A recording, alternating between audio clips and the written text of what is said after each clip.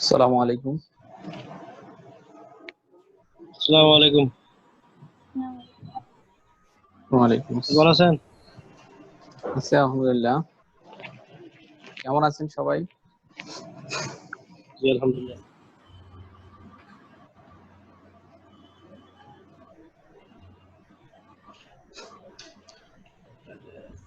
আচ্ছা, গত ক্লাসটা অনেক কঠিন ছিল। এটা আসলে পড়াশোনা করছেন আপনারা?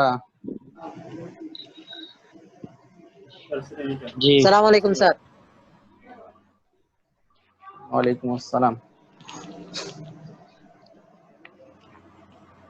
স্যার একটা কোশ্চেন আছে স্যার। হ্যাঁ, কোশ্চেন আগে কোশ্চেন। আচ্ছা বলেন। স্যার কোশ্চেন বলতে স্যার আমরা এই পর্যন্ত স্যার 4টা ক্লাস করে ফেলছি। হ্যাঁ, স্যার এখনো বইয়ের সাথে স্যার ভালো করে বুঝতেছি না। বইয়ের সাথে মিলবে না তো, বইয়ে ওইভাবে দেওয়া নাই। হ্যাঁ স্যার। বইটাতে আসলে অগোছালো আছে জিনিসগুলা, বুঝতে পারছেন? যেমন গতদিন আমরা যেগুলো পড়ছি বইয়ে এগুলো তো নাই। আছে নাকি, পাইছেন? না স্যার। তো সিলেবাসে তো আছে স্যার ঠিক। এমনি ওই জেনেটিক নাম কিছু কিছু পাইছি, কিন্তু ওই যে স্যার ওই অ্যানাটমির অংশগুলো তো নাই। এখানে এমনি জেনেরিক নাম দিছে, ওখান থেকে একটা দিছে ইন্ডিকেশন দিছে, তারপর ওই কার সাথে কারা ব্যবহার করবে কারা ব্যবহার করা যাবে না, ওইগুলোই পুরোটা বই। হ্যাঁ, এগুলা কয়েকটা ওষুধ নিয়ে আর কি লিখছে বইয়ে, ওইরকম ভাবে মেকানিজম বা শ্রেণী বিভাগ করা নাই। মানে ওইভাবে পড়লে তো খাপছাড়া পড়া হবে, বুঝেন নাই? আপনাকে একটা জিনিসের ওভারভিউ নিতে হবে, মানে সবকিছু। স্যার আমরা যে এখন এভাবে যদি পড়ি, পরে মেডিসিনে গিয়ে তো ভালো করে বুঝবো মনে হয় না স্যার। হ্যাঁ,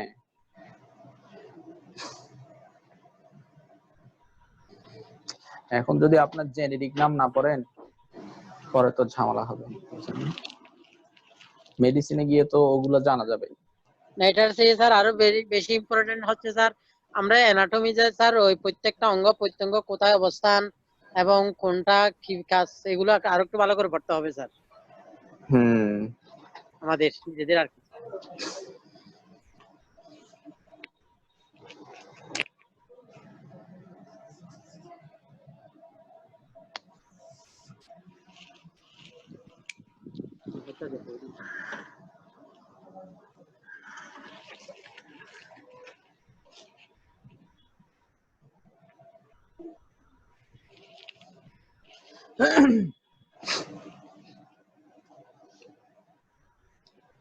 পড়া গেছে নাকি, মানে কি মনে হচ্ছে গত ক্লাস পড়তে গিয়ে?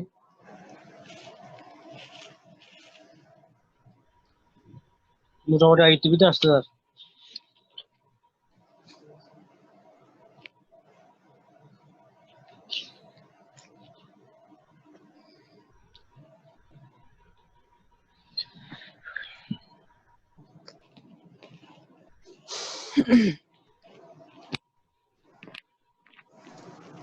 তাহলে আজকে আমাদের ক্লাস হচ্ছে পঞ্চম ক্লাস।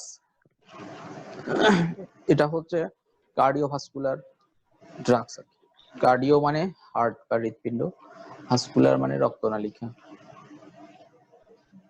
আর হচ্ছে এখানে দুইটা টপিকস দিছে, একটা হচ্ছে আপনার অ্যান্টি হাইপারটেনসিভ ড্রাগ, মানে উচ্চ রক্তচাপে আমরা যে সকল ওষুধ ব্যবহার করি, আর একটা হচ্ছে ডাইউরেটিক্স।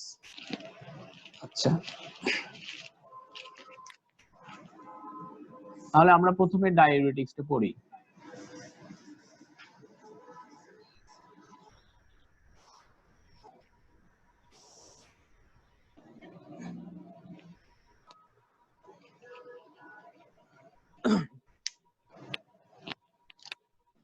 ইয়াটা আসছে যে ইউরেসিস থেকে। ইউরেসিস, ইউরেসিস মানে মূত্র তৈরি হওয়া।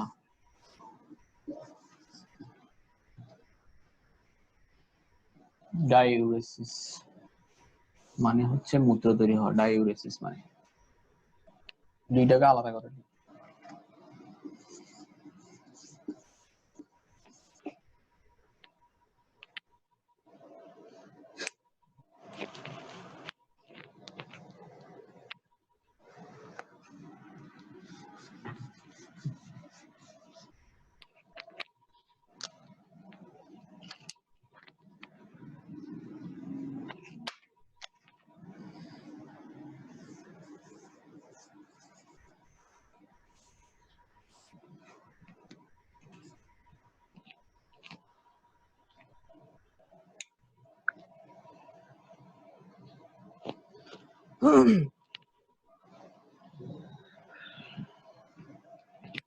মানে সোজা বাংলা কথা হচ্ছে ডাইউরেটিক্স হচ্ছে ওই সকল এজেন্ট বা ওই সকল ড্রাগস যেগুলো কি করে মূত্রের পরিমাণ মূত্র বাড়ায়, তৈরি করে।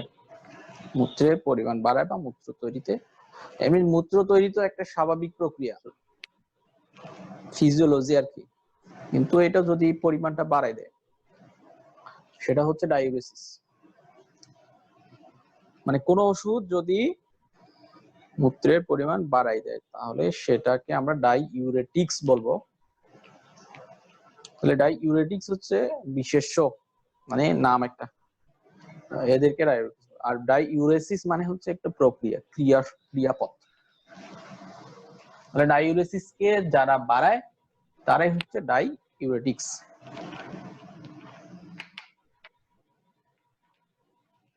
তাহলে এগুলো হচ্ছে কেমিক্যাল এজেন্টস বা ড্রাগস যাদের ক্যাপাসিটি আছে বা অ্যাবিলিটি আছে to increase salt secretion. Salt মানে লবণ আর কি, আমাদের প্রস্রাবের সাথে কিন্তু লবণ বের হয়ে যায়। তাহলে লবণের যে বের হয়ে যাওয়াটা এটা যদি বাড়ায়, এবং লবণের সাথে লবণ যেখানে যায় পানিও সেখানে যায়, লবণের সাথে পানিও বের হয়ে যাবে, এই প্রক্রিয়াটা যারা করে তাদেরকে ডাইউরেটিক্স বলে। এটা একটা সংজ্ঞা আছে।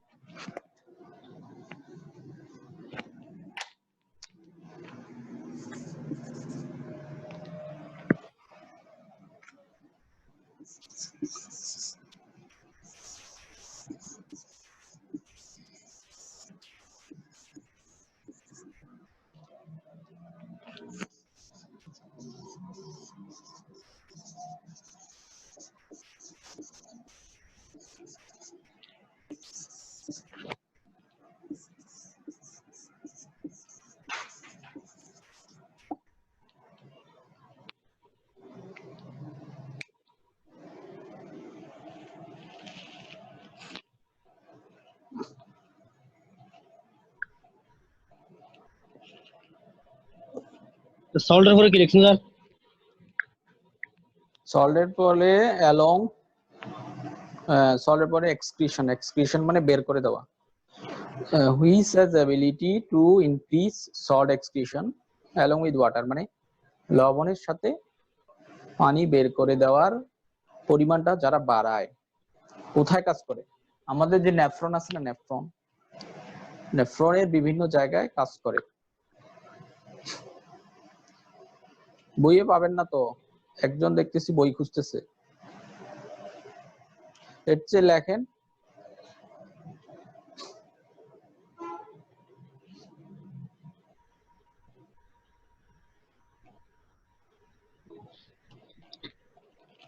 শেষ লেখা।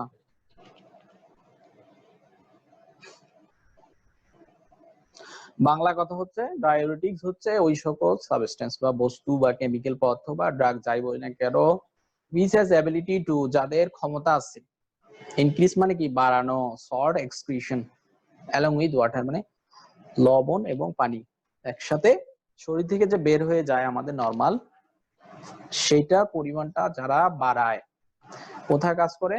আমাদের যে টিউবুল আছে, নেফ্রন আছে, নেফ্রনের বিভিন্ন পার্টের মধ্যে কাজ করে। ঠিক আছে,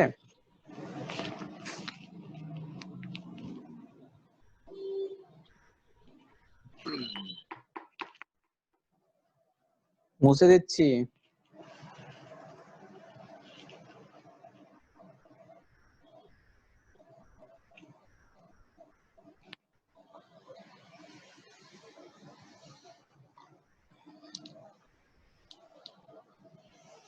না বুঝলে বাংলাটাও লিখে রাখবো, মানে বোঝার জন্য নিজের বাংলাটা নিজের মতো করে বাংলাটা লিখে রাখলেও হবে, যাতে পরে জিনিসটা বোঝা যায় আমি যেটা বললাম আর কি।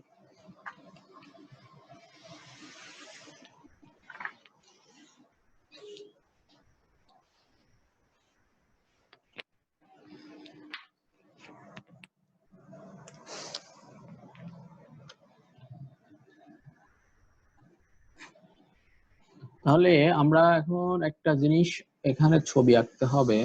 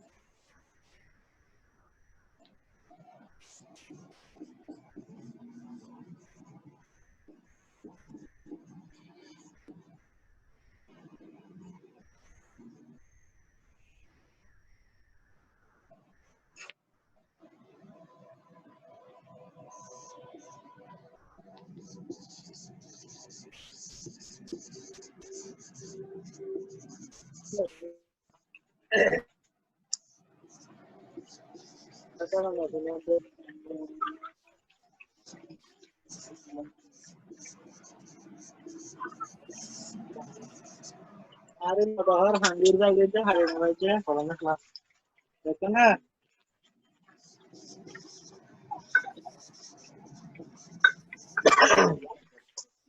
বলে রাখবে হদা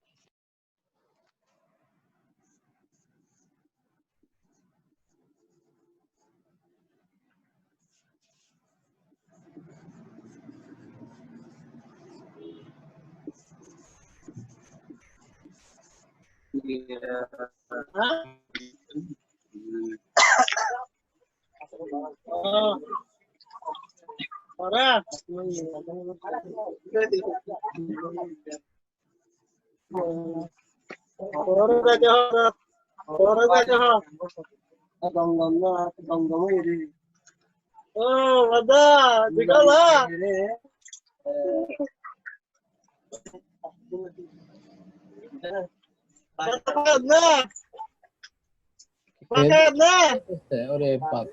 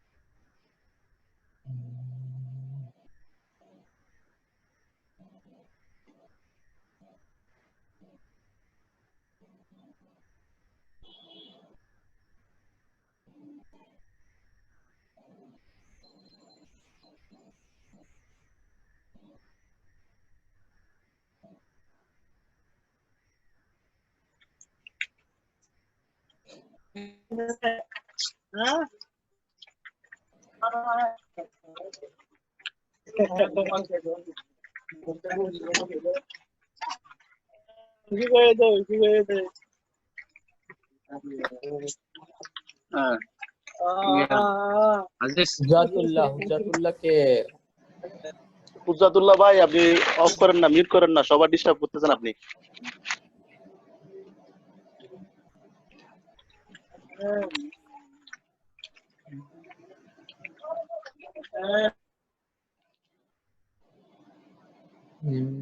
কি করে এরা?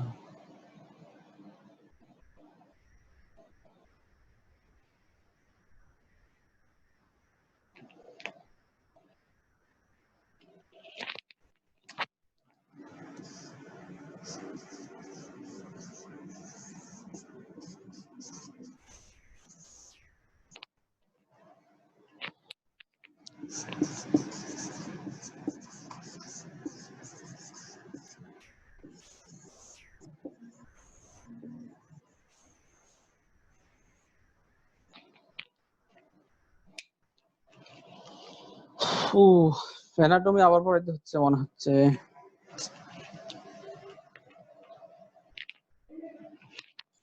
এটা কি বলেন তো, এটা কি আছে? নেফ্রন। এটা হচ্ছে নেফ্রন। তাহলে নেফ্রনেই কিন্তু মূত্র তৈরি হয়। চিত্র। হ্যাঁ, নেফ্রনের মধ্যেই মূত্র তৈরি হয়। মানে এই দিক দিয়ে রক্ত আসে এফারেন্ট নালিকা দিয়ে এসে এখানে গ্লোমেরুলাস থাকে, গ্লোমেরুলাসে ফিল্টার হয়, ফিল্টার হয়ে এই দিক দিয়ে ঘুরতে ঘুরতে এই সংগ্রাহী নালিকা থেকে আমাদের প্রতিটা সংগ্রাহী নালিকা মিলে আমাদের দুইটা থাকে, ইউরেটারের সাথে ব্লাডার যুক্ত থাকে, বা আমাদের কি মূত্রথলি থেকে ইউরেথ্রার মাধ্যমে বের হয়ে যায়। তাহলে এইখানে আমি এটা আঁকার উদ্দেশ্য হচ্ছে যে আমরা পড়ছিলাম যে নেফ্রনের উপর ডায়ুরেটিক্স গুলা কাজ করে। তাহলে কিছু ডায়ুরেটিক্স আছে যে আমাদের যদি ধরেন এই রক্তনালিকাটা যদি প্রসারিত হয়ে যায় আর এটা যদি সংকুচিত হয়ে যায়, তাহলে এই দিক থেকে রক্ত এখানে বেশি আসবে কিন্তু এই দিকে যাইতে পারবে না, তখন এখানে ফিল্টারটা বেশি হবে। ফিল্টার বেশি হলে মূত্র বেশি তৈরি হবে। একটা গেল। আর একটা হচ্ছে প্রক্সিমাল কনভলিউটেড টিউবুল। প্রক্সিমাল কথাটার অর্থ হচ্ছে নিকটবর্তী, আর কনভলিউটেড মানে হচ্ছে পেঁচানো। তাহলে এই যে বোম্যান্স ক্যাপসুল বা গ্লোমেরুলাসের কাছাকাছি থাকার কারণে এটা বলা হয় নিকটবর্তী প্যাচানো নালিকা। আর এটা হচ্ছে লুপ অফ হেনলি। তাহলে কিছু ওষুধ থাকবে যেগুলো এই প্রক্সিমাল কনভলিউটেড টিউবুলের এখানে কাজ করবে, কাজ করে মূত্র তৈরির পরিমাণটা বাড়াবে। কিভাবে বাড়াবে? আমাদের যে আমি যখন পড়াইছিলাম নেফ্রন তখন বলছিলাম যে আমাদের প্রতি মিনিটে 125 ml এর মতো রক্ত এখান দিয়ে 25 ml কি হয় আসে আসে, কিন্তু 124 ml আবার ফিল্টারিং হয় 124 ml ফিরে আবার আসে কি ফিরে হয় যায় রক্তে ফিরে যায়, নির্বাচন পুনঃশোষিত হয়। হ্যাঁ পুনঃশোষিত হয়। তাহলে আমরা যদি কোনো কারণে ওই পুনঃশোষণের পরিমাণটা কমাই দিতে পারি তাহলে আমার বেশি বেশি কিন্তু বের হয়ে যাবে শরীর থেকে, মানে বেশি মূত্র তৈরি হবে। মানে আমরা যদি পুনঃশোষণের পরিমাণটা কমাইতে পারি তাহলেই কিন্তু আমাদের মূত্রের তৈরির পরিমাণটা বেড়ে যাবে। বোঝা গেছে তো কথাটা? জি স্যার। তাহলে আমরা যে সকল ওষুধ এখানে ব্যবহার করব বেশিরভাগই কিন্তু ওই কাজটা করবে, যে শোষণ পুনঃশোষণ যেটা হয় সেটাকে তারা কমাই দিবে। তাহলে কিছু ওষুধ আছে এখানে কাজ করে, হ্যাঁ, প্রক্সিমাল কনভলিউটেড টিউবুলের মধ্যে। আপনারা যা ছবি আঁকছেন যদি এমন যদি হয় যে আপনি এখানে ফাঁকা রাখতে পারেন জায়গা, তাহলে আমি যখন ওষুধগুলো লিখবো তখন আপনি এই সাইডে সুন্দর করে লিখতে পারবেন, তাহলে মনে থাকবে ভালো। ছবির পাশে যদি থাকে অথবা পরে সুন্দর করে ছবি এঁকে ছবির পাশে লিখতে পারেন, কিন্তু আমার এখানে জায়গা নেই, আমাকে এটা একটু পরে মুছে দিতে হবে, ঠিক আছে? তারপরে আমাদের কিছু ওষুধ থাকবে এই যে লুপ অফ হেনলি যেটা বললাম, লুপ যেটা এটা একটা লুপ হয়েছে, হ্যাঁ, এই লুপের এখানে কাজ করবে। আবার কিছু আছে ডিস্টাল কনভলিউটেড টিউবুল বা দূরবর্তী প্যাচানো নালিকা, এটা এখান থেকে দূরে, সেজন্য একে বলা হয় ডিস্টাল কনভলিউটেড টিউবুল। আর একটা হচ্ছে সংগ্রাহী নালিকা, কিছু আছে আবার সংগ্রাহী নালিকার ওইখানেও কাজ করবে কিছু ওষুধ। তাহলে আমি ছবিটা আঁকছি যাতে মনে থাকে যে কোন ড্রাগস কোথায় কাজ করে। কেউ যদি পারেন যে এইখানে আসে ওষুধের নাম লিখতে পারবেন, এরকম জায়গা থাকলে আরো ভালো।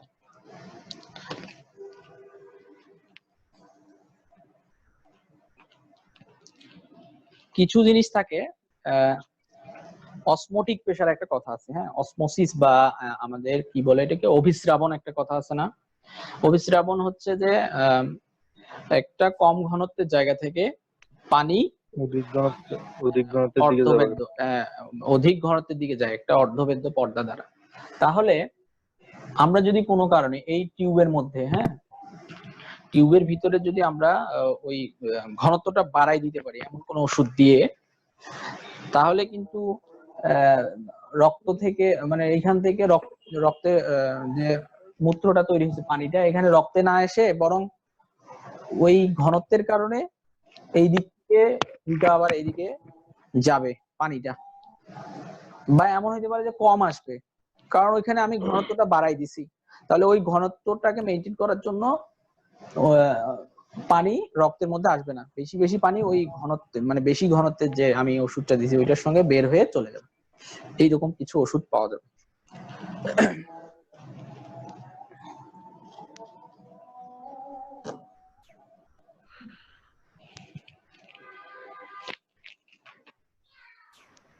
তাহলে এটা আমি মুছতেছি।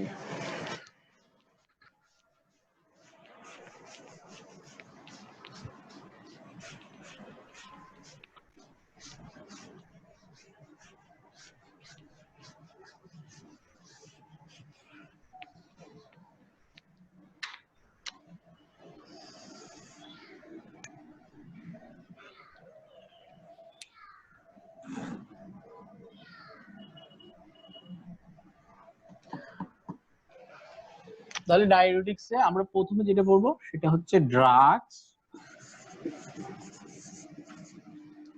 অ্যাক্টিং ওভার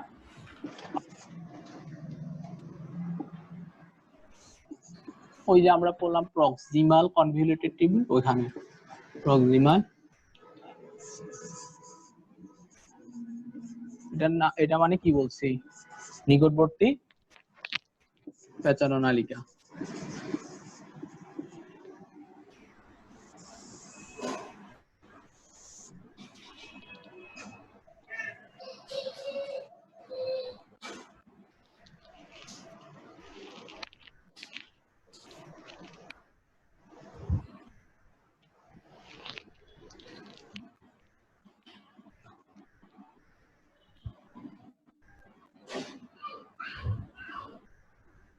তাহলে এখানে আমরা কি কি পাবো? এক নম্বরে এসিটাজোলামাইড,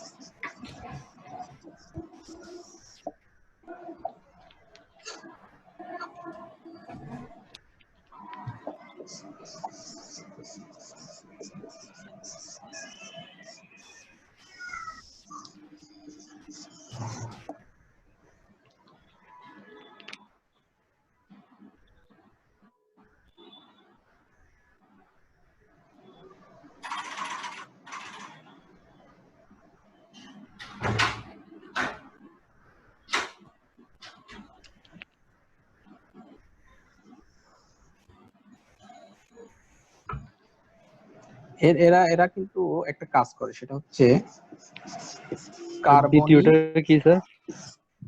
এটা ডরজোলামাইড, আর এটা হচ্ছে ব্রিনজোলামাইড। মানে নামগুলোর একটু মিল আছে, সবগুলোর সাথে মাইট আছে।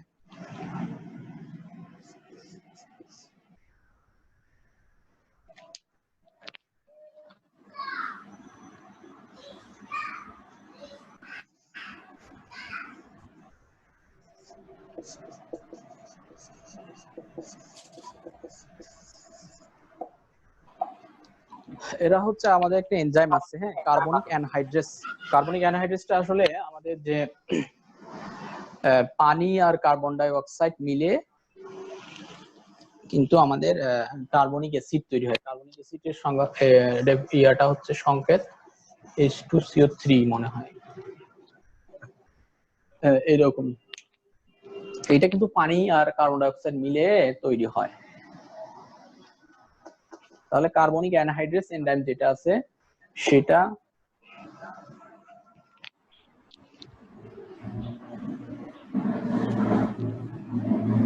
এই কার্বনিক অ্যানহাইড্রেস এনজাইমটা কি করে? কার্বনিক অ্যাসিড তৈরিতে সাহায্য করে। আমরা তাহলে যদি ইনহিবিটর মানে কি, ওই এনজাইমটাকে ইনহিবিট করবে, এনজাইমটাকে যদি ইনহিবিট করে দেয় মানে বাধা দেয়, সেই ক্ষেত্রে কিন্তু কার্বনিক অ্যানহাইড্রেস মানে কার্বনিক অ্যাসিড এনজাইমটা কম তৈরি হবে এবং এখান থেকে আমাদের পানির পরিমাণটা আমরা বেশি পাবো।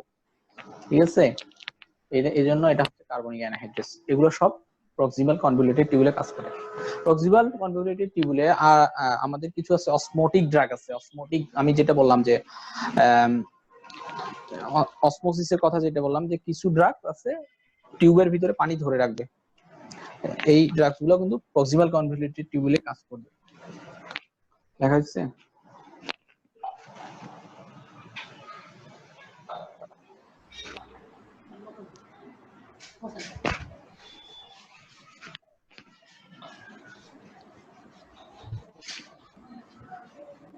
হ্যালো তাহলে আমাদের কিছু আছে অসমোটিক ডায়োরেটিক। স্যার। হ্যাঁ স্যার আমি বলছিলাম যে ওই জেনেরিক নাম লিখলেন নাকি? এগুলো সব জেনেরিক নাম।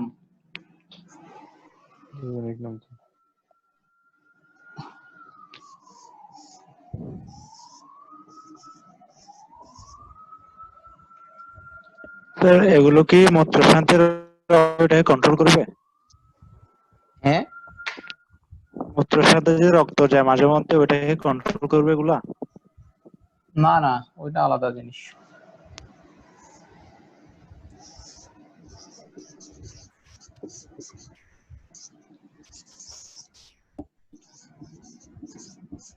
মানে ডায়োরেটিক্সটা আমরা কখন ব্যবহার করব, এটা যখন আমরা পরবর্তী টপিকসে যাব তখন বোঝা যাবে।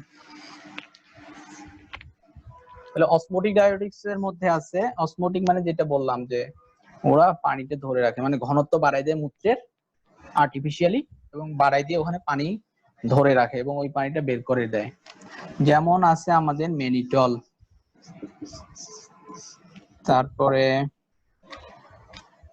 ইনোলিন আছে, ইনোলিন NU।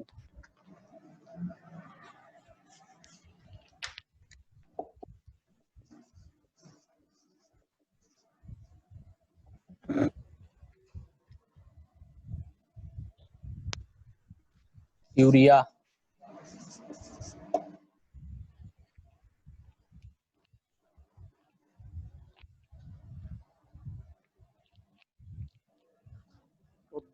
কোনটা কি স্যার? মিনিট কি স্যার? Mannitol, mannitol.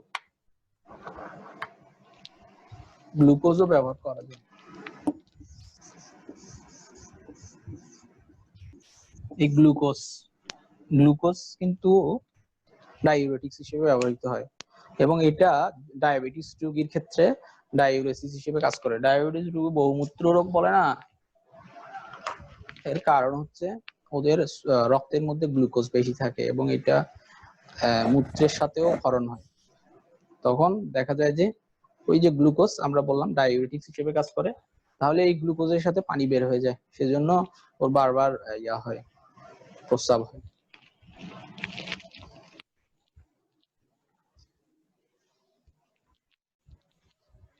স্যার এটা কি স্যার পানিটা ধরে রাখার জন্য কাজ? হ্যাঁ, মানে আমাদের যে টিউব থেকে যে পানিটা যে রক্তে চলে যায়, ঠিক আছে, এখানে তো এমনি নরমালি চলে আসে বেশিরভাগ পানি এবং লবণ। তাহলে এখানে যদি আমি ঘনত্ব বাড়াই দিই, মানে মূত্রের যে ঘনত্ব তার থেকে যদি বেশি ঘনত্ব বাড়াই দিই, ম্যানিটল ঢুকাই দিয়ে অথবা গ্লুকোজ, ইউরিয়া, তাহলে কিন্তু এইদিকে কম পানি আসবে, কারণ এইদিকেই তো ঘনত্ব বেশি, এখানে তো আরো পানি লাগবে।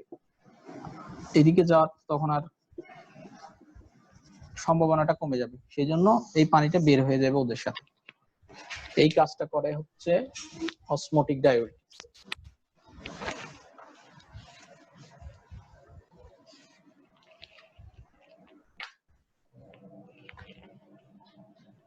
তাহলে কিছু ড্রাগস আছে লুপ অফ হেনলিতে কাজ করে। হ্যাঁ, ড্রাগস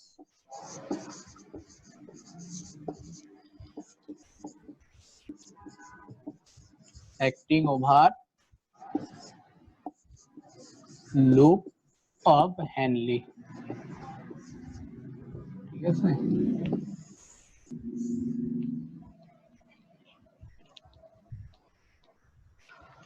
আমাদের আমি এখানে মেকানিজমটা বলি এরা কিভাবে কাজ করে। আমাদের যে লুপ অফ হেনলি যেটা আমরা দেখাইলাম, ওইখানে আমাদের একটা সোডিয়াম পটাশিয়াম 2 ক্লোরাইড চ্যানেল থাকে একটা, যদিও এগুলো কঠিন। আচ্ছা, এই চ্যানেলের মাধ্যমে কিন্তু আমাদের সোডিয়াম পটাশিয়াম ক্লোরাইড এগুলা পুনঃশোষণ হয়। তাহলে আমরা যদি এই চ্যানেলকে ব্লক করে দেই এবং সোডিয়াম এবং ক্লোরাইড যেদিকে যায় পানিও কিন্তু সেদিকে দৌড় দেয় লবণের সাথে, তাহলে এই চ্যানেলটা এই যে সকল ড্রাগস লুপ অফ হেনলিতে কাজ করে এই চ্যানেলটা ওরা বন্ধ করে দেয়। এই চ্যানেল বন্ধ করে দিলে সোডিয়াম যাওয়া বন্ধ হবে, ক্লোরাইড যাওয়া বন্ধ হবে। তাহলে বন্ধ হলে কি হবে, সাথে পানিও যাবে না, তার মানে মূত্র বেশি তৈরি হবে এবং সোডিয়াম ক্লোরাইড পটাশিয়াম এগুলো বের হয়ে যাবে। এটা সাইডে একটু করে টুকে রাখেন যে ও কি করে, এরা এরা হচ্ছে সোডিয়াম পটাশিয়াম ক্লোরাইড চ্যানেলকে বন্ধ করে দেয়।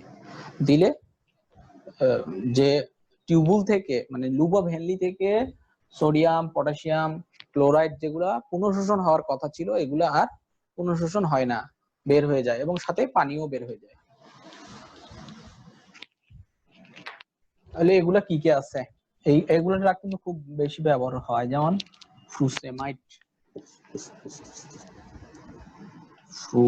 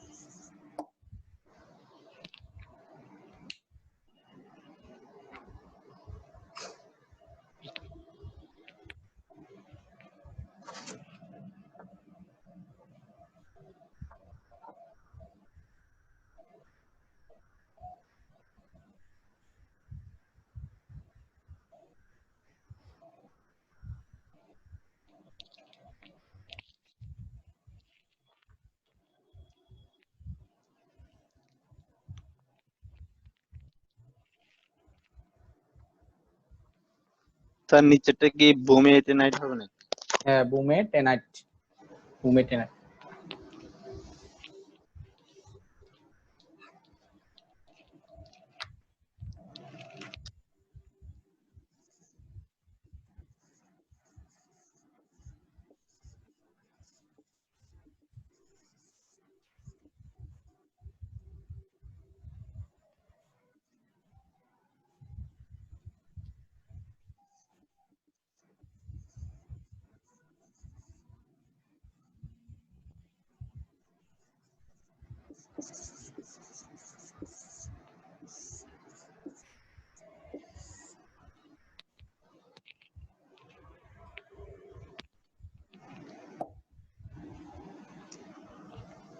এগুলাকে থায়াজাইড ডায়াবেটিস বলে। Thiazide, THI, জাইট। আর একটা নাম আছে। তাহলে কি কি আসবে? হাইড্রোক্লোরোথায়াজাইড,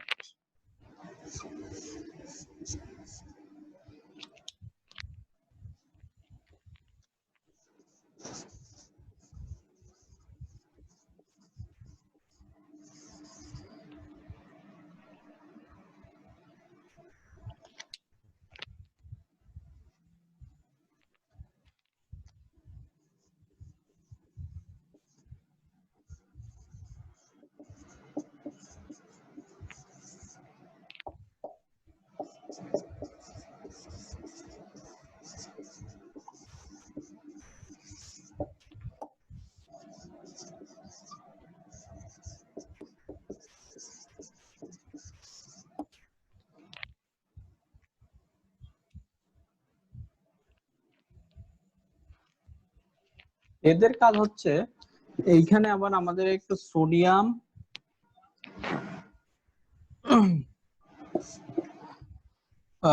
সোডিয়াম পটাশিয়াম এটিপিএস কম থাকে, এটা বন্ধ করে দেয়।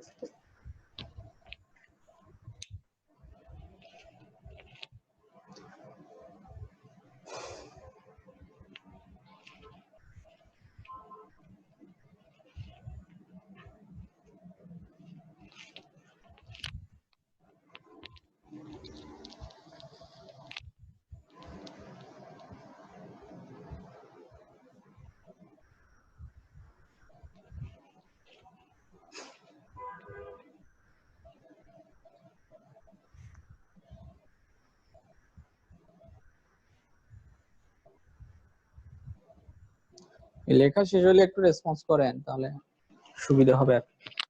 আমি তারাই থাকবো না। লেখা শেষ।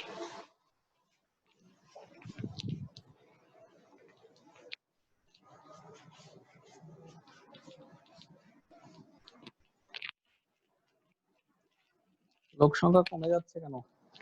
একটু আগে 22 না কতজন ছিল, এখন দেখি 17 জন।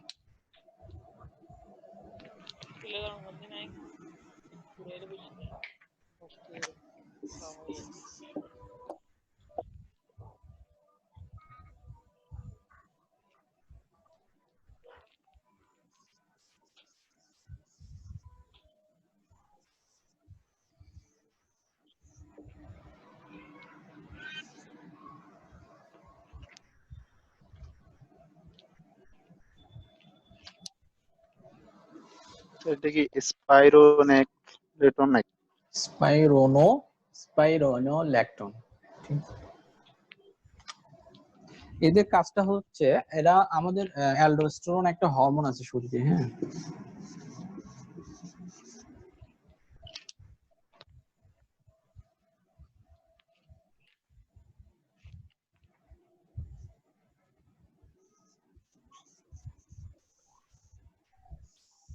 এটা অ্যালডোস্টেরন হরমোনটা, এটা একটা কি বলে স্টেরয়েড আর কি, স্টেরয়েড জাতীয়। তো স্টেরয়েড গুলো সাধারণত আমাদের শরীরে পানি ধরে রাখে, মানে পানি বের হতে দেয় না, মানে আমাদের যে পুনঃশোষণ যেটা হয় সেই ইয়াটা কিন্তু মেইনলি একটা পুনঃশোষণের ক্ষেত্রে এই অ্যালডোস্টেরনের একটা ভূমিকা আছে। অ্যালডোস্টেরন বা এটা একটা স্টেরয়েড আর কি, মানে আমাদের যে এইখান থেকে পানি যে এইখানে আসে, এইটার জন্য এই একটা হরমোন কিন্তু দায়ী। তাহলে আমরা যদি এটার কাজকে বন্ধ করি, এটার কাজ কে ইনহিবিট করি, একটা কথা বলছিলাম না আমি, অ্যাগনিস্ট আর অ্যান্টাগনিস্ট, কার মনে আছে বলেন দেখি অ্যাগনিস্ট কোনটা?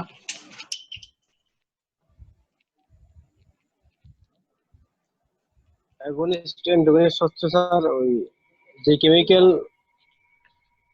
যে হ্যাঁ, ওষুধটা ওই ওষুধটার মধ্যে কাজ করে, এবং আরেকটা ওষুধ যেটা ওটার বিরোধিতা করে, মানে ওটার বিরুদ্ধে কাজ করে, এটা হচ্ছে অ্যান্টাগনিস্ট। যে উপাদানটা মানে ওষুধের সরাসরি সহায়তা করবে ওটা হচ্ছে অ্যাগনিস্ট, আর যেটা বিরোধিতা করবে অথবা এর বিপক্ষে কাজ করবে ওটা হচ্ছে অ্যান্টাগনিস্ট। ঠিক আছে। তাহলে এখানে আমরা কি ব্যবহার করব? অ্যালডোস্টেরন তো শরীরে আছেই, যে কি করে শরীরে পানিটা ধরে রাখে, মানে মূত্র যাতে কম তৈরি হয় সেটার ব্যবস্থা করে। তাহলে আমরা যদি মূত্র বেশি তৈরি করতে চাই, তাহলে অ্যালডোস্টেরনের অ্যাগনিস্ট দিব না অ্যান্টাগনিস্ট দিব বলেন দেখি?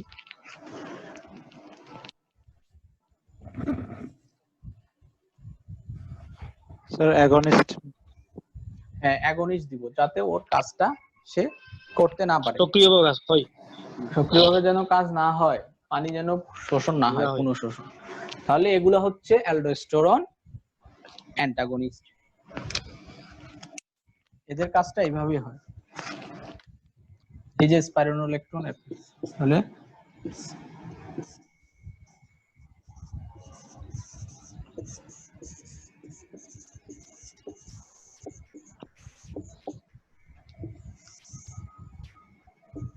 আচ্ছা, এই ড্রাগসের একটা আছে, উপকারিতা আছে। উপকারিতা হচ্ছে আমরা আগে যে সকল ওষুধ পড়ছি সবগুলাতে কিন্তু সোডিয়াম, পটাশিয়াম, ক্লোরাইড এগুলা বের হয়ে যায় শরীর থেকে, কিন্তু পটাশিয়ামের পরিমাণটা আমাদের রক্তে পরিমাণটা অনেক কম, মানে 3.5 থেকে 5.5 এরকম আর কি সামথিং, কিন্তু সোডিয়াম বা ক্লোরাইডের পরিমাণটা একটু বেশি থাকে।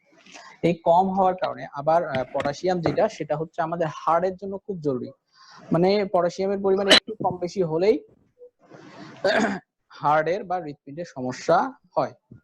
সেই জন্য স্পাইরোনোলেকটন যে ড্রাগটা, এটার একটা সুবিধা হচ্ছে ও পটাশিয়ামটাকে ধরে রাখে শরীরে, মানে অন্যান্য ড্রাগস কিন্তু পটাশিয়ামও বের করে দেয়, কিন্তু ও পটাশিয়ামটাকে ধরে রাখে।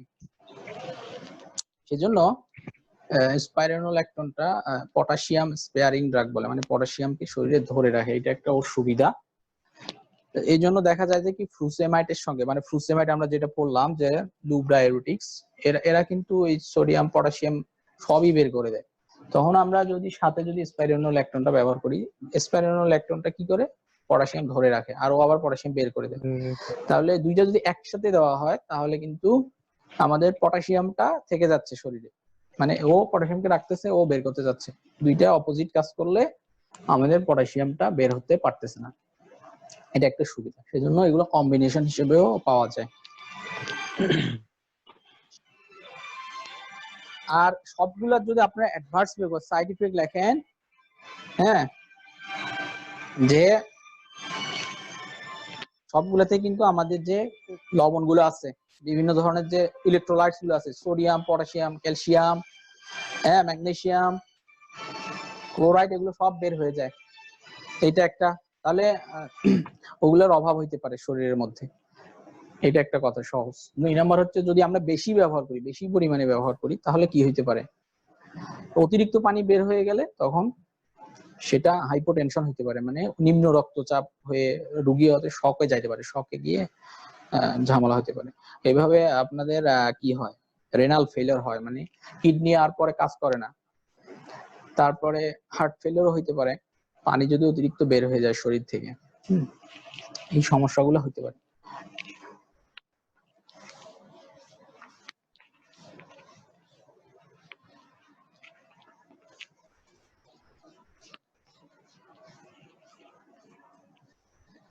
ব্যবহার তাহলে করব না কোথায়, মানে কন্ট্রা ইন্ডিকেশন একটা কথা আছে। তাহলে আমরা দেখব যদি কারো আগে থেকেই ধরেন সোডিয়াম কম বা পটাশিয়াম কম বা আগে থেকেই তার প্রেসার কম, সেক্ষেত্রে তো আমি ব্যবহার করতে পারবো না ডায়াবেটিক্স গুলা। ডায়াবেটিক্স কিন্তু মেনলি হাইপার টেনশনে ব্যবহার করে, হাইপার টেনশন, তারপরে হচ্ছে যদি হার্ট ফেলিওর হয় সেই ক্ষেত্রে ব্যবহার করে।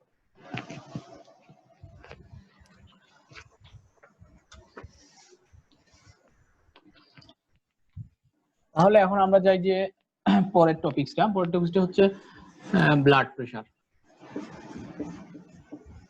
মানে আমরা পড়বো মেইনলি হাইপারটেনশন বা অ্যান্টি হাইপারটেনসিভ ড্রাগ, কিন্তু ব্লাড প্রেশার জিনিসটা কি এটা জানতে হবে। ব্লাড প্রেশার হচ্ছে, এটা ধরেন রক্তনালিকা, তাহলে এটা হচ্ছে রক্তনালিকার ওয়াল, এই দিক দিয়ে রক্ত এইদিকে যাচ্ছে অথবা এই দিক থেকে এইদিকে যাচ্ছে। তাহলে রক্ত যখন এই দিক থেকে এদিকে যায় বা এই দিক থেকে এদিকে যায়, চাপ কিন্তু দেয় ওয়ালের মধ্যে। মানে আমরা যদি পানির পাইপ চিন্তা করি, পানি যায় কিন্তু সোজা, কিন্তু আমরা চাপটা ফিল করি কোথায়? ওয়ালের মধ্যে, সাইডে ফিল করি। এই জিনিসটা কিন্তু আমরা যদি এইভাবে একটা রেখা টানি, তাহলে কি হলো বলেন তো? একটা রেখার উপর আরেকটা যদি রেখা হয় তাহলে লম্ব হয়, উলম্ব বা লম্ব 90 ডিগ্রি। তাহলে রক্ত রক্তনালিকার ভিতর দিয়ে প্রবাহিত হওয়ার সময়, হ্যাঁ, রক্তনালিকার বাংলাটা লেখেন, এটা রক্তচাপ, রক্তচাপের সংজ্ঞা, হ্যাঁ, যে রক্তনালিকার ভিতর দিয়ে প্রবাহিত হওয়ার সময় রক্তনালিকার ওয়ালে বা রক্তনালিকার গাত্রের মধ্যে বা গায়ের মধ্যে উলম্ব ভাবে যে চাপ প্রদান করে সেটাই হচ্ছে রক্তচাপ।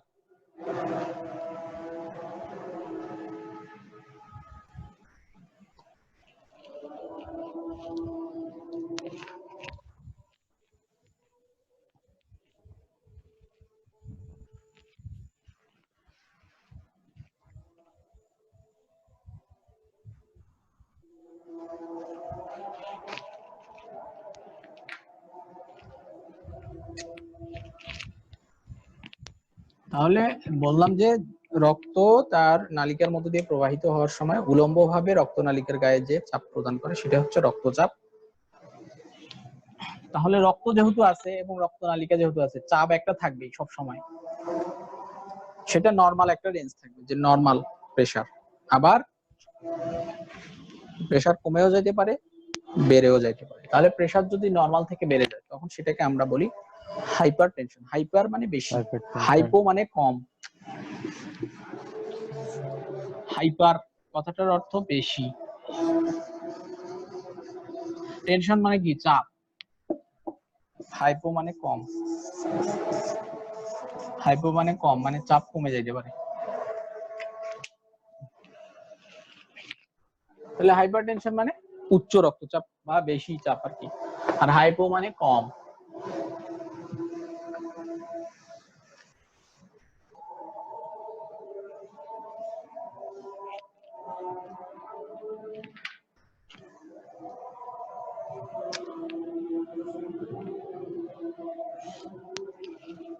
তাহলে ব্লাড প্রেসারের দুইটা কম্পোনেন্ট আছে। দুইটা কম্পোনেন্ট মানে একটা হচ্ছে সিস্টোলিক ব্লাড প্রেসার,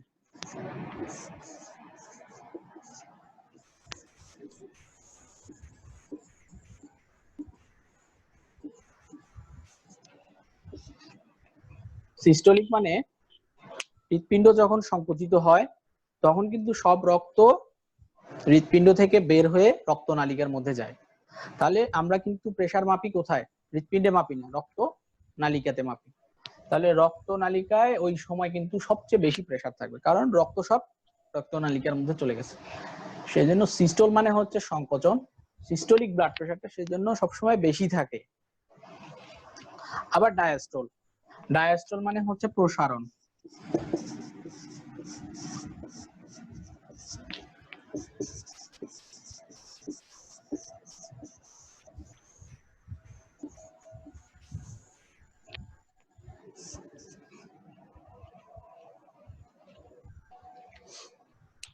প্রসারণ, তাহলে হার্ট যখন আমাদের কি শিরা দিয়ে রক্তগুলো সব কোথায় আসে? হৃৎপিণ্ডে আসে, সুপিরিয়র ভেনা কেভা ইনফিরিয়র ভেনা কেভা দিয়ে, মানে ঊর্ধ্ব মহাশিরা নিম্ন মহাশিরা, এই দুইটা দিয়ে যখন রক্তগুলো সব যখন হৃৎপিণ্ডে আসে তখন কিন্তু রক্তনালিকাতে রক্ত কম থাকে, একটা নির্দিষ্ট পরিমাণ থাকে কিন্তু ওইদিকে কম থাকে। তাহলে কম থাকলে আলটিমেট কিন্তু আমাদের রক্তনালিকাতে আমরা প্রেসারটা কম পাবো।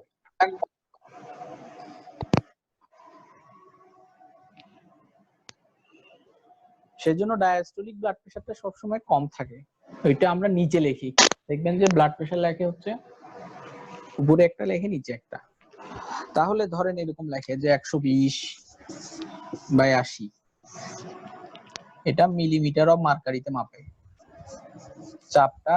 চাপের কিছু একক আছে, প্যাসকেল আছে, মিলিমিটার অফ মার্কারি আছে, মিলিমিটার অফ ওয়াটার আছে, তো তার একটা একক হচ্ছে মিলিমিটার অফ মার্কারি। তাহলে এখানে উপরেটা হচ্ছে সিস্টোলিক ব্লাড প্রেসার, নিচেটা হচ্ছে ডায়াস্টোলিক, এইভাবে লেখে। তাহলে ডায়াস্টোলিকটা অলওয়েজ কিন্তু কম থাকে।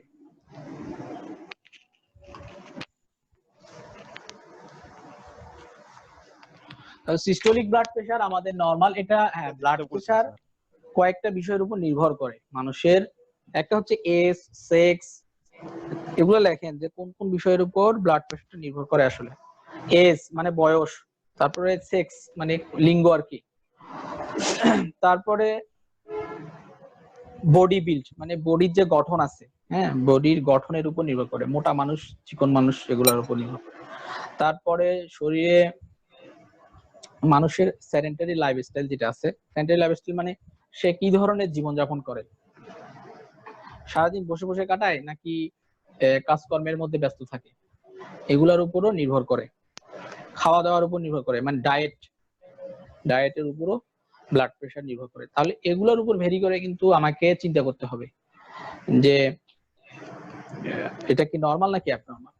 তাহলে একজন বয়স্ক মানুষের নরমালি একটু বেশি থাকবে ব্লাড প্রেসার, কারণ তার রক্তনালিকাগুলা আমাদের যেরকম তাজা, যেরকম ভালো কাজ করে, বয়স্ক মানুষ কিন্তু ওইরকম কাজ করে না, বা হার্টটাও আস্তে আস্তে ওই রকম আর ভালোভাবে কাজ করে না, মানে বয়স হলে সবকিছুরই কাজকর্ম কমে।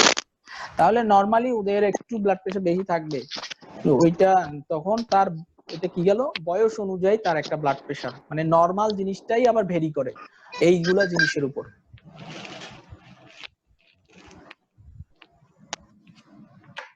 তাহলে নরমাল সাধারণত আমরা সিস্টোলিকটার একটা রেঞ্জ আছে, সিস্টোলিকটা এইদিকে আমরা 100 থেকে 120 পর্যন্ত নরমাল ধরি, এর নিচে গেলে আমরা হাইপোটেনশন ধরবো। ডায়াস্টোলটা 60 বলে 70 বলে, বা আমরা 60 হলে একটু নিচে চলে যায়, 70 থেকে দূরে করে ধরি, 70 থেকে 80 পর্যন্ত নরমাল। মানে এগুলো ভেরি করবে বয়স অনুযায়ী, আরো কমও থাকতে পারে। কারো দেখবেন যে সবসময় 90 থেকে উপরে থাকে 90, নিচে থাকে 70, বা 100 থাকে নিচে থাকে 70, এটা ভেরিয়েশন করে আর কি। এটা একটা নরমাল রেঞ্জ, যে সিস্টোলিক ব্লাড প্রেসারটা যদি 100 থেকে 120 পর্যন্ত থাকে, কারো 110 থাকলো, কারো 115 থাকলো, 16 থাকলো, তাহলে ওইটাও নরমাল। আবার এটা হচ্ছে 70 থেকে 80, তখন 70 কম হলে আমরা চিন্তা করব যে সে হয়তো হাইপোটেনশন আছে, বা ব্লাড প্রেসারটা কমে যাচ্ছে, সেটা আমরা তখন চিন্তা করব বাড়ানোর জন্য। এগুলো গেল নরমাল।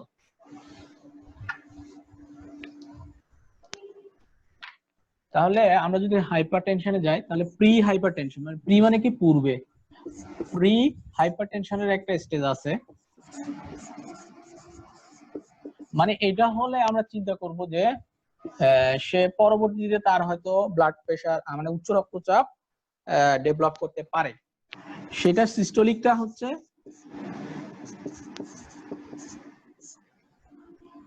120 থেকে আমরা 139 পর্যন্ত।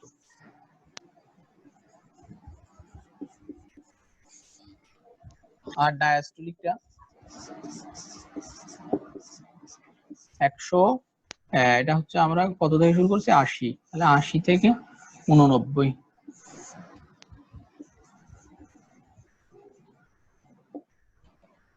এগুলো হচ্ছে প্রি হাইপারটেনশন স্টেজ, মানে এইরকম যদি আমরা পাই তাহলে চিন্তা করব যে তার ব্লাড প্রেশার পরবর্তীতে মানে হাইপারটেনশন পরবর্তীতে ডেভেলপ করতে পারে, মানে হতে পারে।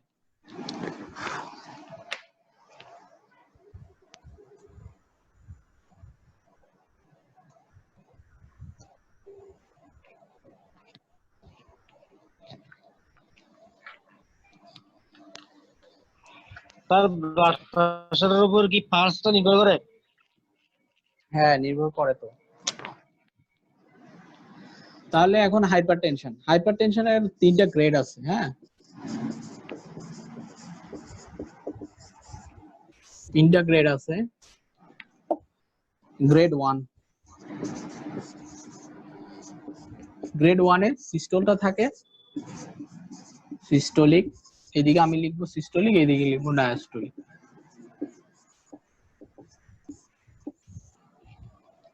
তাহলে এটা একটু নিচে লিখি।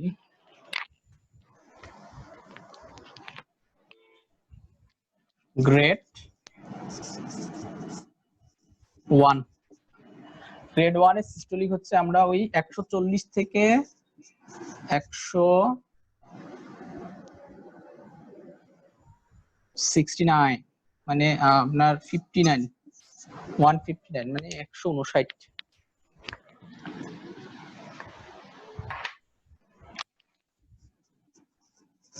আর এটা হচ্ছে 90 থেকে 99। গ্রেড 2, গ্রেড 2 টা হচ্ছে 160 থেকে 179। আর এটা হচ্ছে 100 থেকে 109। গ্রেড 3 একটা আছে, গ্রেড 3 টা হচ্ছে সিভিআর মানে বেশি খারাপ। এটা হচ্ছে আপনার 180। নিচেরটা কি স্যার? Grade grade 2, grade 3। আর এটা হচ্ছে 110 অথবা 110 এর বেশি হলে।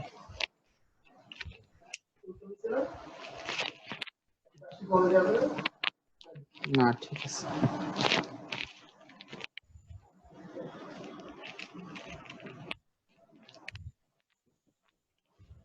বুঝতে পারছেন?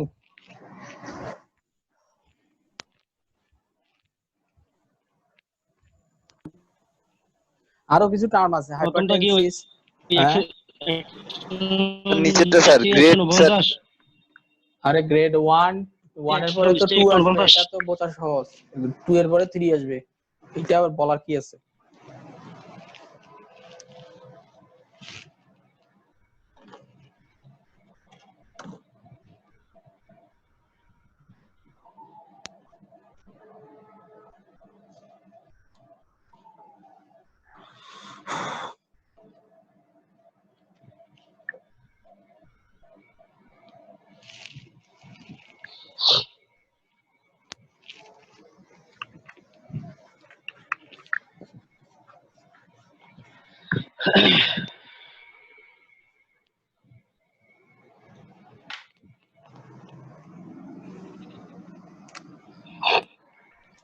তাহলে এগুলো যে উচ্চ রক্তচাপ বা হাইপারটেনশনের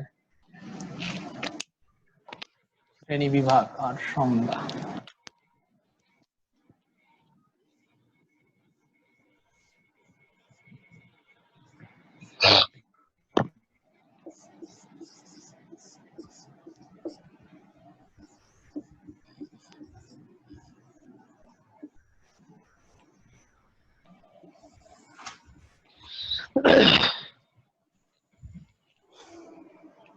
এটা বোঝার জন্য আমাদেরকে জানতে হবে যে রক্তচাপ বাড়ে কেন।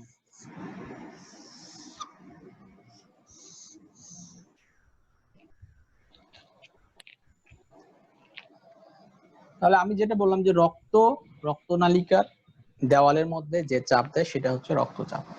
তাহলে আমি ধরেন এইখানে এই নালিকাটার মধ্যে 2 লিটার পানি থাকে, 2 লিটার পানি এর ভিতর দিয়ে যায়। আমি যদি এখানে 3 লিটার পানি দেই তাহলে কিন্তু হ্যালো হ্যালো জি স্যার।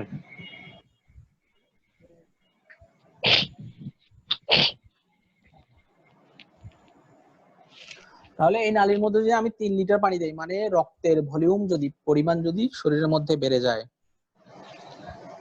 বা রক্তের যে প্লাজমা অংশটা আছে, পানির অংশটা, সেটা যদি বেড়ে যায় কোনো কারণে, তাহলে কিন্তু রক্তচাপ বেড়ে যাবে। তাহলে একটা ঘটনা হচ্ছে, যদি রক্তের ভলিউম বেড়ে যায় মানে রক্তের পরিমাণ বাড়ে বা রক্তের মধ্যে পানির পরিমাণ বাড়ে, তাহলে কিন্তু রক্তচাপ বেড়ে যাবে। কারণ টিউবের ক্ষমতা হচ্ছে 2 লিটার, এখন যদি আমি 3 লিটার করি তাহলে কিন্তু চাপ আলটিমেট বাড়বে। এক। 2 নাম্বার কথা হচ্ছে,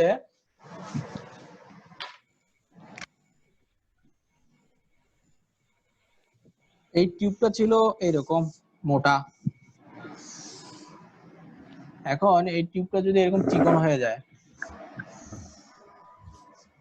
তাহলে এখানে 2 লিটার ধরে 2 লিটারই আছে পানির পরিমাণ বা রক্তের পরিমাণ, কিন্তু আমার টিউবটা চিকন হয়ে গেল, তাহলে কিন্তু জায়গা কমে গেল, কিন্তু রক্ত বা পানির পরিমাণ ঠিকই আছে।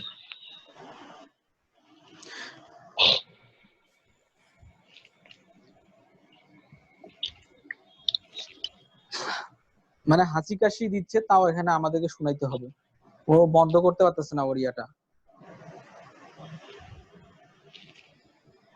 তাহলে যদি ওয়ালটা চিকন হয়ে যায় মানে আমার রক্তনালিকা যদি চিকন হয়ে যায় তাহলে কিন্তু আমরা রক্তচাপ বেশি পাবো। তাহলে একটা কথা হচ্ছে, যদি ভলিউম বেড়ে যায় মানে রক্তের পরিমাণ বাড়ে কিন্তু আয়তন বা ব্যাস যেটা রক্তনালিকা সেটা যদি ঠিক থাকে তাও ব্লাড প্রেশার বাড়বে। আবার যদি রক্তনালিকা চিকন হয়ে যায় কিন্তু রক্তের পরিমাণ ঠিক আছে নরমাল, তারপরেও ব্লাড প্রেশার বাড়বে। এই দুইটা ঘটনা। আরেকটা হচ্ছে, আমাদের প্রতিটা জিনিসের মধ্যে কিন্তু আমাদের যে ব্রেইন আছে বা নার্ভাস সিস্টেম আছে তার একটা প্রভাব আছে। তাহলে রক্তনালিকা চিকন হওয়ার ক্ষেত্রে কিন্তু কিছু লোকাল ফ্যাক্টর থাকে। লোকাল ফ্যাক্টর মানে রক্তনালিকা এমনি চিকন হয়ে গেল, বয়স্ক মানুষের এমনি চিকন হয়ে যায়, অথবা ডায়াবেটিস থাকলে বিভিন্ন কারণে চিকন হয় একটা। আর একটা কথা হচ্ছে, আমাদের যে ব্রেইনের ইয়ে আছে মানে ব্রেইন থেকে যে কানেকশনটা আছে সেটা কিন্তু আমাদের ব্লাড প্রেশারটা মেইনলি ব্রেইন থেকে কন্ট্রোল হয়। তাহলে কোনো কারণে যদি দেখা যায় যে রক্তের পরিমাণ কমে গেছে, তখন কিন্তু রক্তচাপটা মেনটেন করার জন্য আমাদের ব্রেন থেকে সিগন্যাল আসে এবং এই সিগন্যাল রক্তনালিকাকে সংকুচিত করে দেয়। সংকুচিত করে দিলে ধরেন আমার 1 লিটার বের হয়ে গেছে, এখন 1 লিটার আছে, তাহলে আলটিমেট কিন্তু আমি ব্লাড প্রেশার কমে যাবে। তাহলে এখন আমার সিস্টেম হচ্ছে, এই ব্লাড প্রেশারটা বাড়ানোর জন্য আমি পানি ঢুকাতে পারি বেশি, মানে স্যালাইন দিতে পারি অথবা রক্ত দিতে পারি। আর একটা ঘটনা যেটা হয় আমাদের শরীরে নরমালি, যেটা হয় যে রক্ত হঠাৎ করে কমে গেলে রক্তনালিকা সংকুচিত হয়ে যায়, সেটা ব্রেন থেকে একটা সিগন্যাল আসে এবং এখানে কিছু রিসেপ্টর থাকে। আমরা ওই দিন কিছু রিসেপ্টরের কথা বলছিলাম যে এম রিসেপ্টর, হ্যাঁ এন রিসেপ্টর, এখানেও কিছু রিসেপ্টর থাকে, যেমন আলফা রিসেপ্টর, বিটা রিসেপ্টর। এটা হচ্ছে আলফা, বিটা। এই আলফা বিটা এগুলার মাধ্যমে আমাদের রক্তনালিকা ব্রেন থেকে সিগন্যাল পেয়ে সংকুচিত প্রসারিত হয়।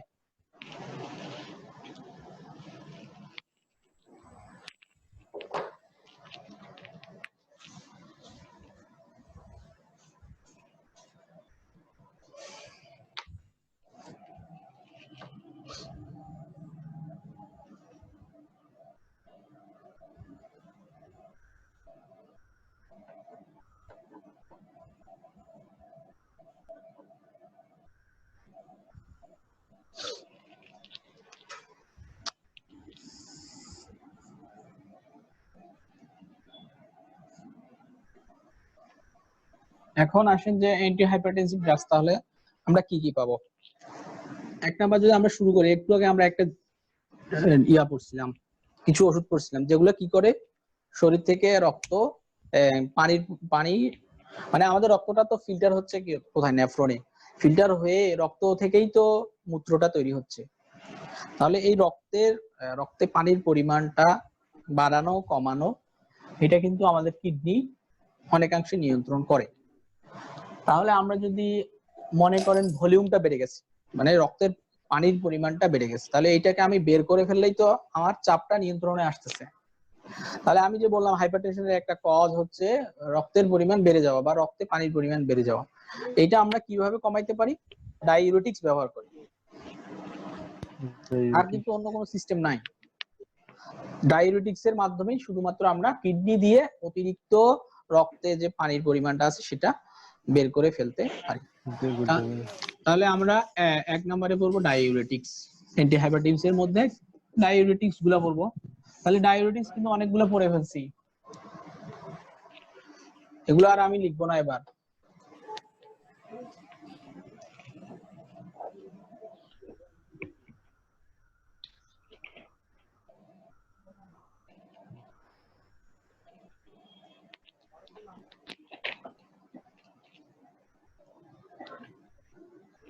তাহলে ওইখান থেকে কয়েকটা ডাইউরেটিক্স এর নাম এখানে লিখবেন। দুই নাম্বারে হচ্ছে আমরা ওই দিন পড়ছিলাম যে সিম্প্যাথেটিক আর প্যারাসিম্প্যাথেটিক। আমি বলছিলাম যে সিম্প্যাথেটিকটা হচ্ছে ইমার্জেন্সি কন্ডিশনে কাজ করে। তাহলে সিম্প্যাথেটিকটা আমরা যখন এমার্জেন্সি কন্ডিশনে যাই তখন নরমালি আমাদের ব্লাড প্রেশারটা বেড়ে যায়। হার্টের কার্যক্রম যেহেতু বাড়ে, মানে হৃৎপিণ্ডের সংকোচন প্রসারণ বেড়ে যায়, তাহলে ব্লাড প্রেশারটাও বেড়ে যায়। তাহলে সিম্প্যাথেটিক অ্যাক্টিভেট হয় তখন। সিম্প্যাথেটিক যে নার্ভাস সিস্টেমটা বা সিম্প্যাথেটিক স্নায়ুতন্ত্রটা ওইটা যখন অ্যাক্টিভেট হয় তখন ব্লাড প্রেশার বেড়ে যায়। আমরা যদি ওই দিন আমরা পড়ছিলাম না যে কোলিনার্জিক, অ্যান্টিকোলিনার্জিক ড্রাগ, এগুলা ওইটার একটা অংশ বাকি আছে, ওইটা আমরা আরেকটা ক্লাসে করবো আর কি। এই যে অংশটা বাকি আছে সেটার আমি একটু কথা বলি যে সিম্প্যাথেটিকটা মেইনলি এমার্জেন্সি কন্ডিশনে কাজ করে, মানে হার্ট রেট বাড়ায়, রক্তনালিকার সংকোচন করে, হ্যাঁ, শরীর থেকে ঘাম ছোটায়। তাহলে রক্তনালিকা যদি সংকুচিত হয়ে যায় তাহলে কিন্তু আমাদের ব্লাড প্রেশার বেড়ে যাবে। তাহলে সিম্প্যাথেটিকটাকে যে সকল ড্রাগ সিম্প্যাথেটিকের কাজটাকে বাধা দেয়,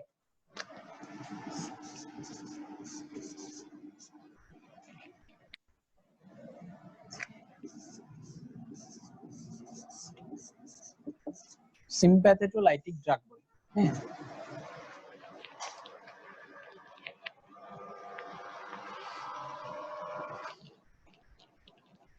এগুলা কিছু আছে সেন্ট্রাল অ্যাক্টিং। সেন্ট্রাল মানে সরাসরি ব্রেইনের যেই জায়গা থেকে সিগন্যালটা আসবে ওই জায়গায় গিয়ে কাজ করবে। সেন্ট্রাল অ্যাক্টিং মানে ব্রেইনে, সাইডে লিখে রাখবেন যে ব্রেইনে কাজ করে।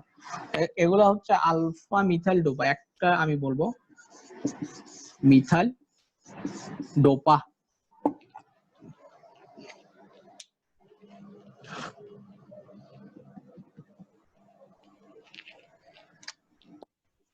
আরেকটা আছে ক্লোনিডিন। এই দুইটা সেন্ট্রালি মানে ওরা ডাইরেক্ট ব্রেইনে গিয়ে কাজ করে। আর কিছু আছে পেরিফেরাল অ্যাক্টিং। পেরিফেরাল অ্যাক্টিং মানে রক্তনালিকায় আমি বললাম যে এখানে আমাদের আলফা রিসেপ্টর থাকে, এটা হচ্ছে আলফা,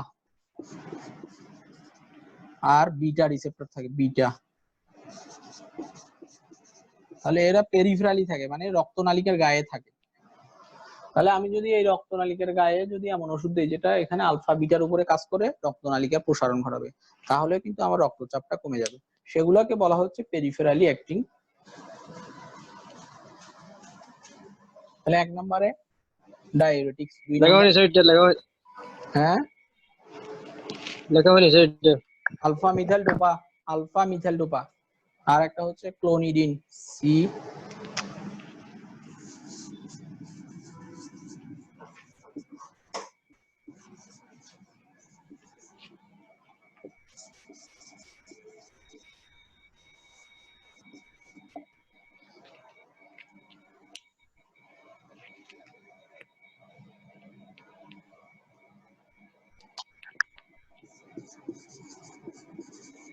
কিছু আছে পেরিফেরাল অ্যাক্টিং। পেরিফেরাল মানে কি? সেন্ট্রালে না, বাইরে, রক্তনালিকার গায়ে। তাহলে এখানে আমি বললাম যে দুইটা রিসেপ্টর থাকে, একটা হচ্ছে আলফা। তাহলে আলফাকে যদি আমরা ব্লক করে দেই তাহলে কিন্তু ও কাজ করতে পারবে না। আলফা ব্লকার আছে কিছু, কিছু আছে বিটা ব্লকার।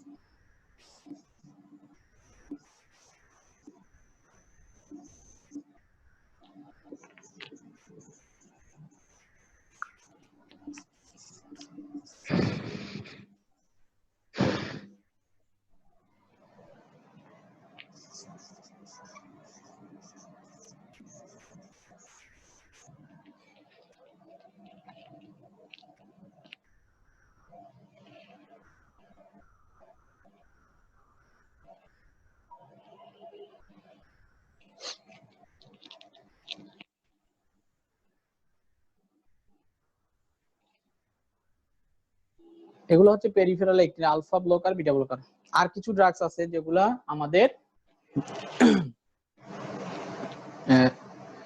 ভ্যাসোডাইলেটেশন করে। ভ্যাসোডাইলেটেশন মানে একটা তো নার্ভাস সিস্টেমের মাধ্যমে আমাদের রক্তনালিকা যে সংকোচন হয় সেটা আমরা বন্ধ করলাম এই আলফা ব্লকার, বিটা ব্লকার আর সেন্ট্রালি অ্যাক্টিং এর মাধ্যমে। আর কিছু আছে যে আমাদের যে রক্তনালিকার মধ্যে কি থাকে, স্মুথ মাসেল বা অনৈচ্ছিক পেশি থাকে। এই অনৈচ্ছিক পেশির সংকোচনের প্রসারণের ফলে কিন্তু আমাদের রক্তনালিকাটা সংকুচিত প্রসারিত হয়।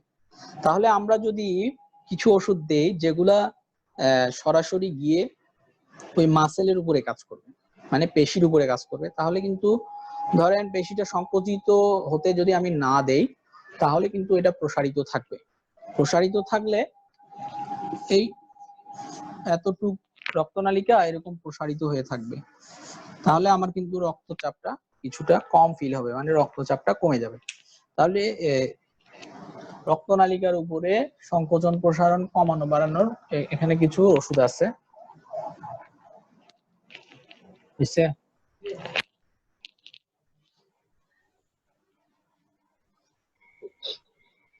লাস্ট, একদম লাস্ট। হ্যাঁ স্যার, একদম লাস্ট এটা। লাস্টেরটা ছিল কার্ভে ডলল। তাহলে আমরা এখন পাবো কিছু ভ্যাসোডাইলেটর। ভ্যাসো মানে হচ্ছে, ভ্যাসেল মানে নালিকা, ওইখান থেকে আসছে ভ্যাসো ডাইলেটর। ডাইলেটর মানে যারা প্রসারণ করে। হ্যাঁ, ডাইলেশন মানে প্রসারণ, তারা ডাইলেশন মানে প্রসারণ করে।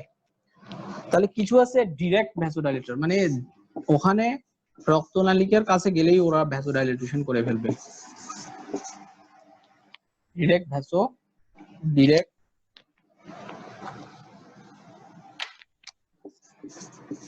ভ্যাসোডাইলেটর।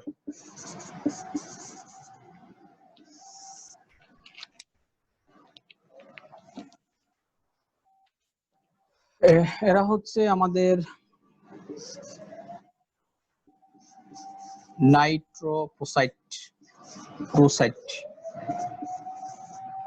হাইড্রালাজিন।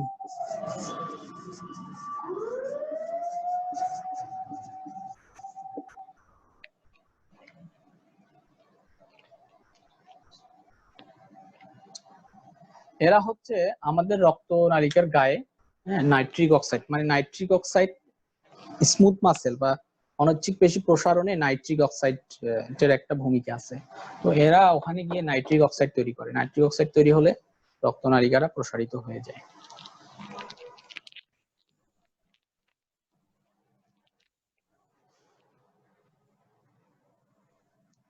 এবার আসি আমাদের ক্যালসিয়াম। হ্যাঁ, মানে ক্যালসিয়াম কিন্তু আমাদের মাসেল বা পেশির সংকোচন প্রসারণে গুরুত্বপূর্ণ ভূমিকা রাখে ক্যালসিয়াম। তাহলে আমরা রক্তনালিকার মধ্যে কিছু ক্যালসিয়াম চ্যানেল থাকে যেগুলোর মাধ্যমে ওই মাসেলের ভিতরে বা পেশির ভিতরে ক্যালসিয়ামটা ঢোকে। ক্যালসিয়াম ঢুকলে রক্তনালিকার সংকোচন প্রসারণ হয় বা সংকুচিত হয়। আমরা যদি ক্যালসিয়াম চ্যানেলটা ব্লক করে দেই তাহলে কিন্তু রক্তনালিকা প্রসারিত হবে। তাহলে একটা গেল ডিরেক্ট। 2 নাম্বার হচ্ছে ক্যালসিয়াম চ্যানেল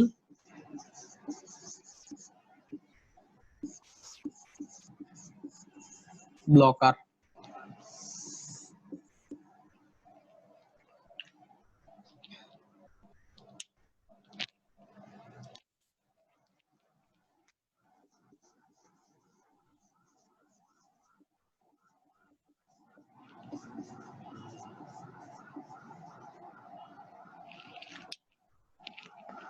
অ্যামলোডিপিন,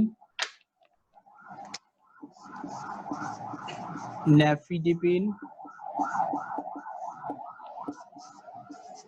ডেলটিয়াজিম, ভ্যারাপামিল, এই চারটা।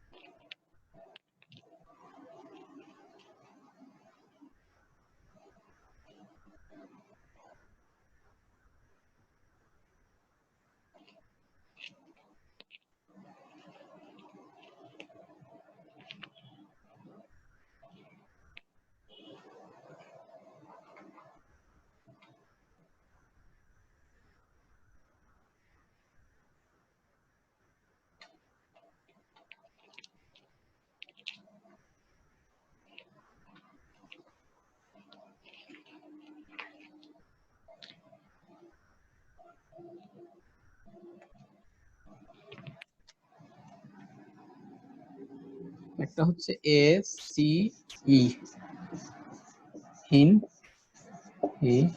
ইনহিবিটর।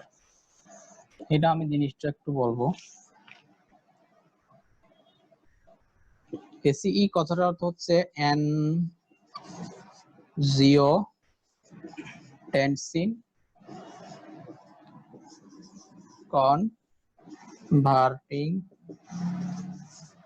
এনজাইম।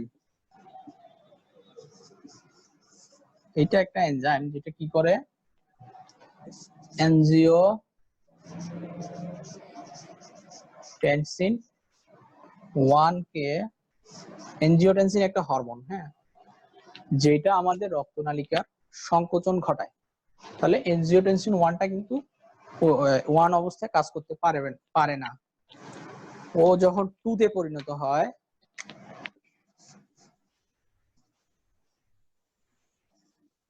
এনজিওটেনসিন 2 তে যখন পরিণত হয় তখন কিন্তু ও কাজ করতে পারে, মানে এই এনজাইমটা এখানে কাজ করে। আর এই এনজাইমটা এনজিওটেনসিন কনভার্টিং মানে কি, কনভার্সন করা, পরিবর্তন করা, এনজিওটেনসিন 1 কে এনজিওটেনসিন 2 তে পরিণত করে। এনজিওটেনসিন 2 হয়ে গেলে ও রক্তনালিকার সংকোচন ঘটায়। এখন আমরা যদি এই এনজাইমটাকে ইনহিবিট করি, মানে ওকে কাজ করতে না দিই, তাহলে ও কিন্তু এনজিওটেনসিন 1 কে এনজিওটেনসিন 2 তে পরিণত করতে পারবে না। তাহলে আমাদের লাভ কি হবে, আমরা রক্তনালিকা সংকুচিত হওয়া থেকে বেঁচে গেলাম, মানে রক্তচাপ কমে গেল।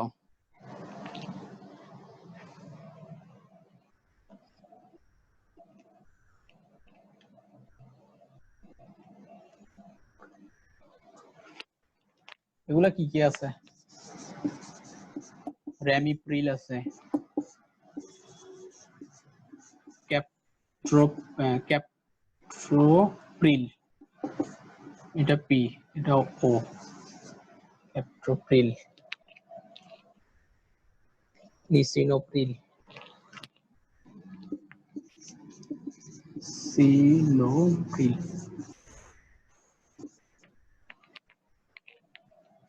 আর কিছু ওষুধ আছে এই এনজিওটেনসিন 2 টা কাজ করার জন্য রক্তনালিকার গায়ে একটা রিসেপ্টর থাকে, গ্রাহক থাকে, সেটাকে এনজিওটেনসিন 2 রিসেপ্টর বলে। তাহলে আমরা আরেকটা কাজ করতে পারি যে এই ও যেই রিসেপ্টরটাতে গিয়ে কাজ করতেছে ওইটা আমরা ব্লক করে দিতে পারি। ব্লক করে দিলেও কিন্তু এ কাজ করবে না। তাহলে আমরা কিছু ড্রাগ পাবো যেগুলো হচ্ছে এনজিওটেনসিন 2 রিসেপ্টর ব্লকার।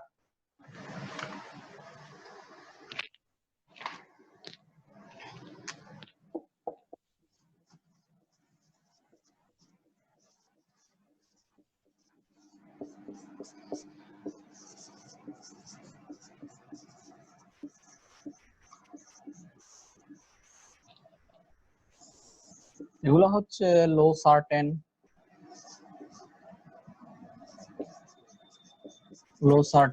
হ্যাঁ, লোসার্টেন,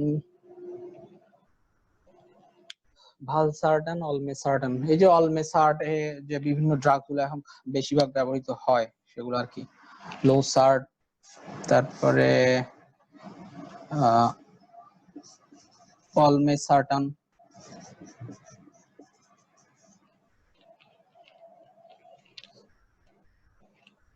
ভালসার্টেন।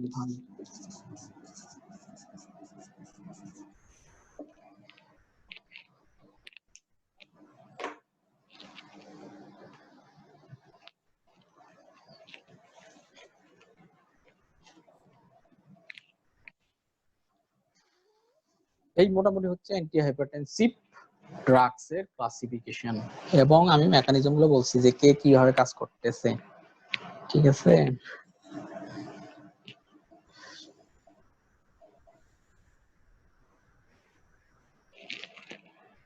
স্যার ওষুধগুলো স্যার বোঝা যাচ্ছে না, আরেকবার বলেন স্যার। নিচের গুলা নিচের গুলা স্যার। এটা হচ্ছে লোসার্টান, একটা LOSR লোসার্টান, আর একটা হচ্ছে অলমেসার্টান, OLME অলমেসার্টান, আর একটা হচ্ছে VAL ভালসার্টান, SARTAN ভালসার্টান।